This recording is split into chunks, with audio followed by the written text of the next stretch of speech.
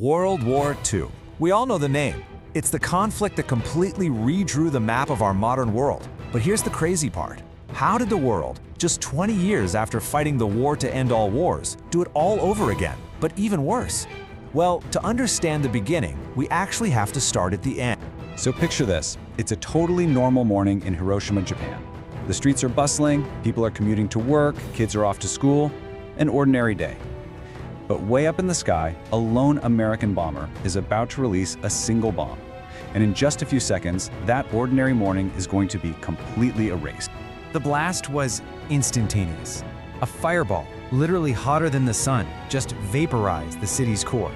In a single blinding flash, thousands of lives, thousands of buildings, gone, swallowed by a wave of fire. This wasn't just the end of the war. It was the birth of a terrifying new chapter for humanity, the atomic age.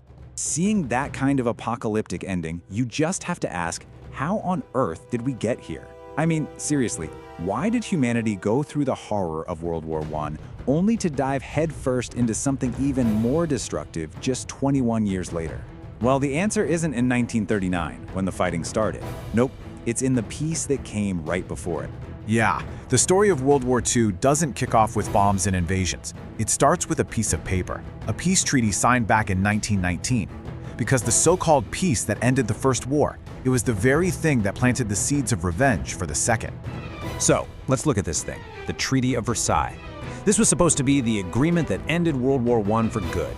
But let's be real, this wasn't a peace treaty. It was a punishment treaty.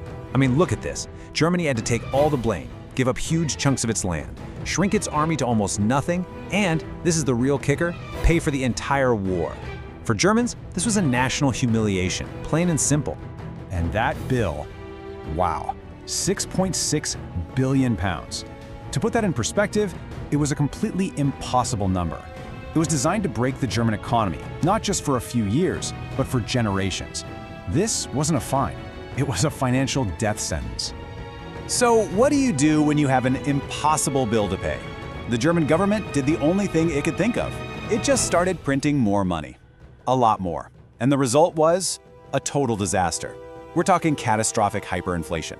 Their money became so worthless that people literally had to use wheelbarrows full of cash just to buy bread. Imagine your entire life savings becoming worthless overnight. That's what happened. Society was crumbling. Now, for a hot second there in the mid-20s, it looked like things might get better. American loans helped stabilize things. But then, 1929, the Wall Street crash. That American lifeline was instantly cut. In the Great Depression, it hit Germany harder than almost anywhere else. By 1932, 6 million Germans had no job. The despair was absolute. And that kind of desperation, well, it creates the perfect breeding ground for radical ideas. And right into that swirling mess of anger and despair steps one man, Adolf Hitler. He looked at a nation that felt broken, betrayed, and was desperately searching for someone to blame, and, more importantly, someone to believe in. You see, Hitler's message was powerful because it was so simple. He pointed directly at the source of all their pain, that humiliating Treaty of Versailles, and promised to just rip it up. He promised jobs. He promised to restore German pride. He promised to make them strong again. To a nation on its knees, his words were like a drug. He gave them an enemy to blame for all their problems, and a vision of a glorious future. And once he got power, Hitler started testing the waters, pushing the boundaries to see what he could get away with. He pulled out of the League of Nations. He sent troops back into the Rhineland, which was a direct violation of the treaty. He annexed Austria. And every single time, world leaders, terrified of another war, just let him. This policy was called appeasement, and it only made him bolder. After he took Czechoslovakia, he set his sights on Poland, and this time, the world knew it couldn't look away anymore. That invasion of Poland was it, the final spark.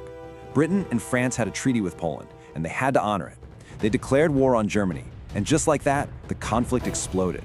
It was like a fire that spread across the entire globe, pulling everyone into its flames. So pretty quickly, the world split into two massive teams. On one side, you had the Axis powers, Germany, Italy, and Japan, all driven by this aggressive, expansionist vision. And on the other side, you have the Allies. At first, it was mainly the UK and France, but they were eventually joined by the incredible industrial power of the United States and the massive army of the Soviet Union. And you have to get this. This was not like any war that had come before. This was total war. The old idea that you only fight soldiers, that was thrown out the window. Now, the line between soldier and civilian was deliberately erased. Cities, factories, homes, everything was a target. Every person was seen as part of the war effort, which meant every person was a target. It was a new, absolutely terrifying level of brutality. And the human cost of that strategy it's just staggering. Over 75 million people died. But look at this chart. That's the part that really hits you. The overwhelming majority weren't soldiers. 50 million civilians. Men, women, children. More than double the number of soldiers who died. That's the devastating math of total war. It is, by a huge margin, the deadliest war in all of human history. For the first few years, the Axis powers seemed absolutely unstoppable. It really looked like they might win. But then, at the very peak of their power, they made two gigantic blunders that would change everything and ultimately seal their fate. Okay, mistake number one. In 1941, Hitler got greedy. He broke a pact with his ally, the Soviet Union, and invaded. This opened up a massive, brutal new war on the Eastern Front that would just bleed his army dry. Then, just 6 months later, mistake number two. Japan took a huge gamble and attacked the US Navy at Pearl Harbor. As one of their own admirals feared, all they really did was awaken a sleeping giant, and suddenly, the full industrial might of America was in the war. So after 6 incredibly long and brutal years, the war was finally over in 1945. The fighting stopped. But the world that emerged from all that rubble was a completely different place. It was changed forever. I mean, first off, Europe was in ruins, just decimated. And out of those ashes rose two new superpowers, the USA and the Soviet Union, which kicked off the Cold War. The old European empires began to crumble, leading to independence for countries like India. A new organization, the United Nations, was created specifically to stop something like this from ever happening again. And of course, the whole world now had to live with the terrifying knowledge of the atomic bomb. And one of the first big lessons learned was how badly the old League of Nations had failed. It was basically powerless, it had no army of its own, and major countries like the US weren't even in it. The new United Nations was designed to fix those flaws. It had the power to use peacekeeping forces, and crucially, it included all the major world powers. The hope was that this time it would actually work. And the impact of this war went far beyond the battlefields. The ripple effects were global. Take British-controlled India, for example. So much food and so many resources were diverted to help the war effort in Europe that it directly caused a horrific famine in Bengal. An estimated 3 million people starved to death. It's just a brutal reminder that in a total war, everybody, everywhere, ends up paying a price. Which brings us all the way back to the beginning. The story of World War II is really a story about a chain reaction. It's about how humiliation and anger can lead to extremism, how trying to appease an aggressor just leads to more aggression, and how ambition can lead to total annihilation. It is, without a doubt, history's most brutal and costly lesson. So the question for all of us today is, have we actually learned it?